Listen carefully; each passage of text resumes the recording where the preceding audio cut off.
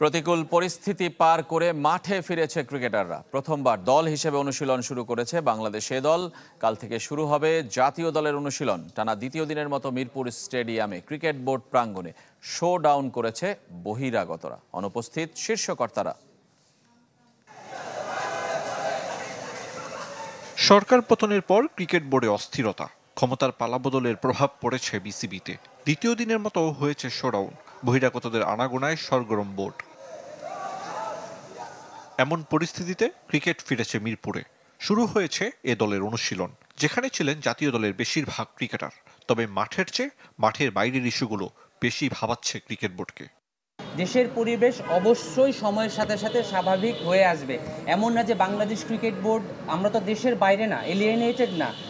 আমরা সময়ের সাথে সাথে আমরা মনে করি যে সিচুয়েশনটা কনসার্ন হয়ে যাবে। আজকে হয়তো 40 জন হচ্ছে, কালকে হয়তো 5 জন থাকবে, হয়তো 2-3 দিন পর থেকে স্বাভাবিকভাবেই রুটিন সিচুয়েশন চলতে পারবে। জি, বিসিবি পরিচালনা পরিষদে পরিবর্তন আসবে সেটা অনুমিত, যদিও জটিল প্রক্রিয়া শেষ করে কে বা কারা ক্ষমতায় আসবে বলা কঠিন। সরাসরি হস্তক্ষেপ হলে বাধা আসবে আইসিসির, দেখা নেই শীর্ষকর্তাদের। বোর্ডের কার্যক্রম চালিয়ে নিচ্ছেন প্রধান নির্বাহী। বিভিন্ন কমিটির প্রধানরা খোঁজ খবর রাখছেন দূর থেকে। বাংলাদেশ ক্রিকেট বোর্ডের যারা ডিরেক্টর, তারা সবাই কিন্তু ভলেন্টারি ডিরেক্টর। তারা তাদের ব্যক্তিগত প্রফেশনের বাইরেও ভলেন্টারি এখানে নির্বাচিত হয়ে কাজ করেন। চেয়ারম্যানের সাথে এবং ভাইস চেয়ারম্যানের সাথে আমার কনস্ট্যান্ট যোগাযোগ আছে। মিরপুরে দোয়া প্রার্থনা করা হয় গণঅভ্যুত্থানে নিহত সব মানুষের জন্য। এরপর 1 মিনিট নীরবতা পালন শেষে ওয়ার্ম আপ শুরু করে ইনডোরে চলে যান ব্যাট বলের প্রস্তুতির জন্য। এ দলের হয়ে পাকিস্তান সফরে যাচ্ছেন মুশফিক মুমিনুল। তাদের সঙ্গে তাসকিন রিশাদরাও লাল বলে অনুশীলন করেছেন। 3 দিন পিছিয়ে এ দল শুক্রবার ঢাকা ছাড়বে পাকিস্তানের উদ্দেশ্যে। 2 দিন পিছিয়ে 13 আগস্ট শুরু প্রথম 4 দিনের ম্যাচ। গত 2-3 দিনের অবস্থার পরিপ্রেক্ষিতে প্র্যাকটিস শুরু করাটা আমাদের জন্য সবার আগে সবচেয়ে বড় কনসার্ন ছিল। প্র্যাকটিস শুরু করতে পেরেছি এবং বিগত 3-4 দিনের দেশের সার্বিক পরিস্থিতির কারণে আমাদের ফ্যাসিলিটিসের কি অবস্থা ছিল সেটা আমরা বুঝতে পারছিলাম না, কারণ গ্রাউন্ডসম্যানরা রেগুলার কাজ করতে পারছিল না। 16 আগস্ট পাকিস্তান সফরে যাওয়ার কথা জাতীয় দলের। রাজনৈতিক অস্থিরতা পর্যবেক্ষণ করে পিসিবি আগে ভাগে যাওয়ার আমন্ত্রণ দিয়েছে রাওয়ালপিন্ডিতে থাকা ও অনুশীলনের ব্যবস্থা করার প্রতিশ্রুতি। তবে বিসিবির পক্ষ থেকে এখনো কোনো সাড়া দেয়নি। পিসিবি সূত্রের বরাত দিয়ে এমন তথ্য জানিয়েছে পিটিআই। আরিফুল ইসলাম, চ্যানেল 24, ঢাকা। রাজনৈতিক পট পরিবর্তনে সাকিব আল হাসান পাকিস্তান সফরে যাবেন কিনা তা জানে না বিসিবি। নির্বাচকরা তার সাথে কথা বলেই দলে রাখার সিদ্ধান্ত নেবেন। লাল বলে দীর্ঘমেয়াদে তার অবস্থান নিশ্চিত হতে চান তারা। বাংলাদেশের ক্রিকেটে আলোচিত চরিত্র সাকিব আল হাসান থেকে না থেকে মাঠের বাইরে। 6 মাসের সংসদ সদস্য মেয়াদ শেষ হয়ে গেছে সরকার পতন আর সংসদ বিলুপ্ত হওয়ায়।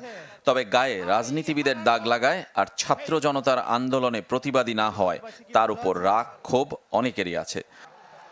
সাকিব এখন কানাডায় খেলছেন গ্লোবাল টি-20। 12 আগস্ট পর্যন্ত ছুটি নিয়েছেন বিসিবি থেকে। নিয়ম মেনে তার দলের সাথে যোগ দেওয়ার কথা, তবে সেটা ঢাকায় নাকি সরাসরি পাকিস্তানে সেটা জানে না বিসিবি। এমনকি পরিস্থিতির পরিবর্তনে সাকিব পাকিস্তান সফরে আদৌ যাবেন কিনা সে প্রশ্নের উত্তরও অজানা। নির্বাচকদের কোর্টে বল ঠেলে দিয়েছে ক্রিকেট অপারেশনস। বাংলাদেশ ক্রিকেট বোর্ডের সিলেকশন প্যানেল এখন পর্যন্ত কিন্তু বাংলাদেশ পাকিস্তানের জন্য দল ঘোষণা করেনি। বাংলাদেশের জন্য যখন ওনারা দল ঘোষণা করবেন, সে যদি টিমে থাকে তখন একরকম, সে যদি টিমে না থাকে তখন তো তার এনওসিটা কাজে লাগছে না। নির্বাচকরা অপেক্ষায় সাকিবের সাথে কথা বলতে, যে 3টি বিষয়ের উপর নির্ভর করছে সাকিবের খেলা। 1, টেস্টে তার খেলার সদিচ্ছা। 2, দেশে আসা। আর 3, লাল বলের ফিটনেস ও ফর্ম। দেশের রাজনৈতিক পট পরিবর্তনের আগে অবশ্য সাকিব পাকিস্তান সফরে যাবার সবুজ সংকেত দিয়েছিলেন। রেজওয়ানুজ্জামান, চ্যানেল 24।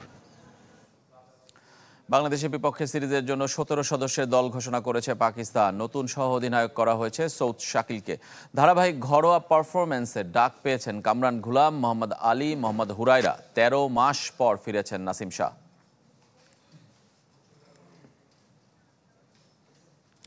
এবার বসুন্ধরা কিংসের সৌজন্যে জানাবো প্যারিস অলিম্পিকের খবর।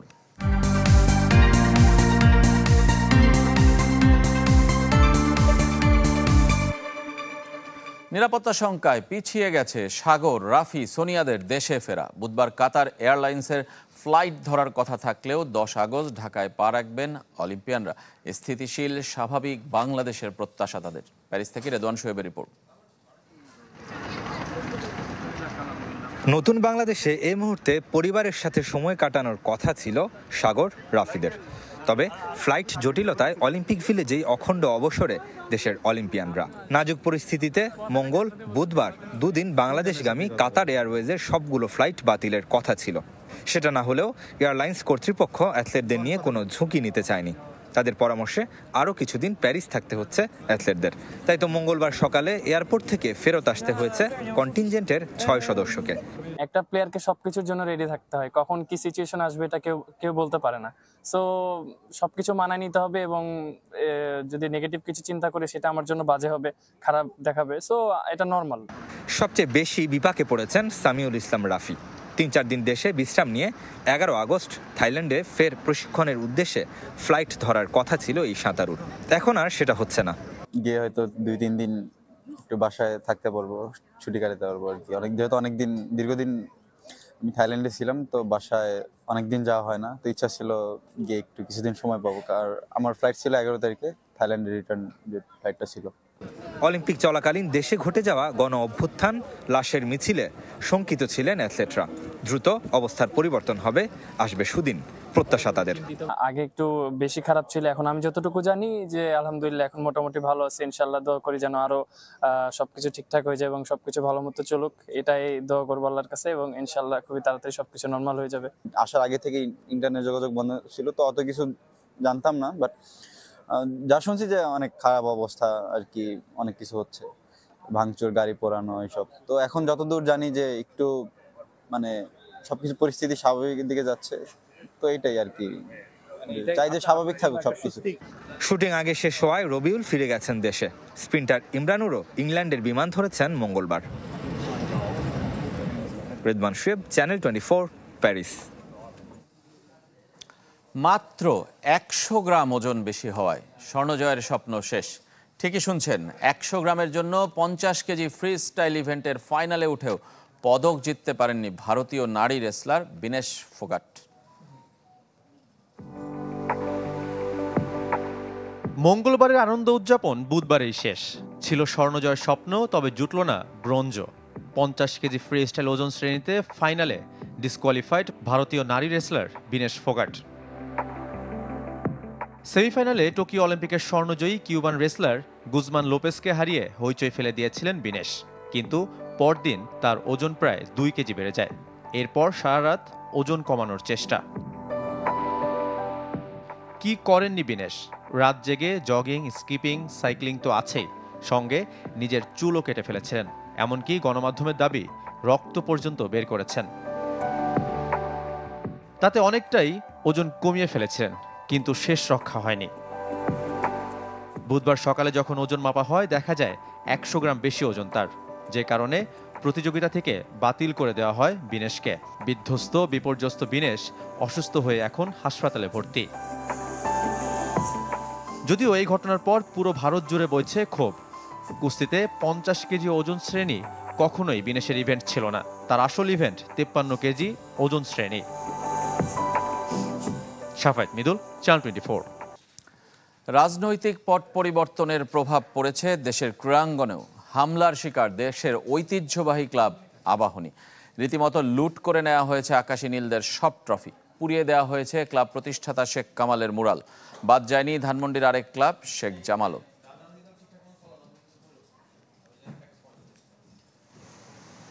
চারদিকে ধ্বংসাবশেষ, সাজানো গোছানো আবাহনী আজ ক্ষতবিক্ষত। সোমবার আওয়ামী লীগ সরকারের পতনের পর বিকালে আকাশনীল শিবিরে হামলে পড়ে একদল দুর্বৃত্ত। ভাঙচুর চালানো হয় অফিস ভবনে, নষ্ট হয়েছে নানা নথিপত্র, লুট করে নেওয়া হয় আসবাবপত্র। তবে সবচেয়ে বড় ক্ষতি হয়েছে গত অর্ধ শতাব্দীর বেশি সময় ধরে অর্জিত সব সাফল্য স্মারক লুট হয়ে যাওয়ায়। একটা বহর আসলো মোটরসাইকেলে, তারা এসে ধ্বংসটা চালানো শুরু করলো। ওরা কম্পিউটার দিয়ে আগে নিচ্ছে, নেওয়ার পরে পথে সাইডে আলমারি বাই করে এটা করে সেটা, যে যেমনি পাশে যা পাচ্ছে নিচে এক একজনে 1-2 করে টপি নিয়ে মেলা করলো। নিরাপত্তারক্ষীদের দাবি এর দায় আন্দোলনরত শিক্ষার্থীদের নয়, বরং তাদের প্রতিরোধের কারণেই রক্ষা পায় ক্লাবের আবাসিক ভবন। সেদিনের ঘটনার সাক্ষী আবাহনী ক্লাবের সাবেক 2 ফুটবলার শহীদুল ইসলাম সোহেল ও রিয়াদুল হাসান রাফি। নিজের চোখে দেখেছেন ধ্বংসযজ্ঞ। চ্যানেল 24 এর মাধ্যমে সবাইকে আহ্বান জানিয়েছেন ক্লাবের ট্রফি ফিরিয়ে দেওয়ার। যে ট্রফিগুলা মেন আমাদের সব কিছু আবেগ জড়িত এখানে। আমি চাইবো যারা এলাকাবাসী আছে তাদের তারা যেন সবাই মিলে যেন কোচ করলে অবশ্যই ট্রফিগুলা মিলবে। ট্রফিগুলো তো আর আপনি পরবর্তী রিপ্লেস করতে পারবেন না। তো ছাত্রদের ভাইদের মাধ্যমে হোক বা জনসাধারণের মাধ্যমে হোক, যে আবাহনী ক্লাবের যে ঐতিহ্য যে ট্রফিগুলো সেগুলো যদি ফিরিয়ে দেয়, আমি মনে করি এটা মানে জনস্বার্থে এই ক্লাবের একটা স্মৃতি, প্লেয়ারদের স্মৃতি, সেগুলো আসলে খুবই জরুরি, একটা প্রয়োজন একটা স্পোর্টস জগতে আমি মনে করি। নতুন মৌসুমের জন্য এ সপ্তাহেই ফুটবল ক্যাম্প শুরু করার কথা আবাহনীর। এরই মধ্যে 4 বিদেশি ফুটবলারের সাথে চুক্তিও সেরে ফেলেছে দলটি। কিন্তু রাজনৈতিক পট পরিবর্তনে দেশ ছেড়েছেন club chairman Salman F Rahman. গা ঢাকা দিয়েছেন একাধিক পরিচালকও। এমন অবস্থায় শঙ্কার মুখে ঐতিহ্যবাহী ক্লাবটির ভবিষ্যৎ। একই দিন হামলার শিকার হয়েছে ধানমন্ডির আরেক ক্লাব শেখ জামালও। ভাঙচুর করা হয়েছে বোর্ডরুম, ক্লাব টেন্ট ও ক্যান্টিন। লুট করে নেওয়া হয়েছে তাদের ট্রফিও। শাফাত মিদুল, চ্যানেল 24, ঢাকা। ইতিহাস গড়লেন মিহাইল লোপেজ।